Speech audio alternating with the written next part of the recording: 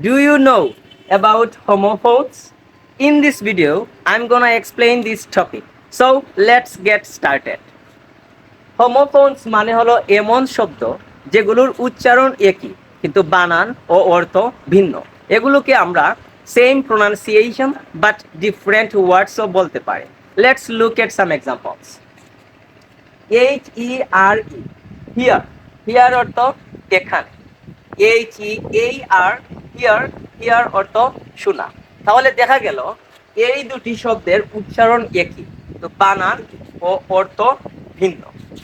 তারপরে আছে HAIR hair, hair অর্থ চুল।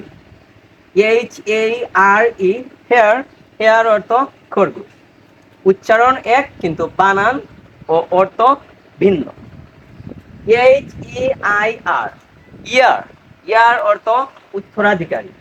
AIR ইয়ার, ইয়ার অর্থ বাতাস। উচ্চারণ এক কিন্তু বানান ও অর্থ ভিন্ন। তাহলে যে শব্দগুলোর উচ্চারণ একই কিন্তু বানান ও অর্থ ভিন্ন সেগুলোকে আমরা হোমোফোনস বলতে পারি অথবা বলতে পারি same pronunciation but different words.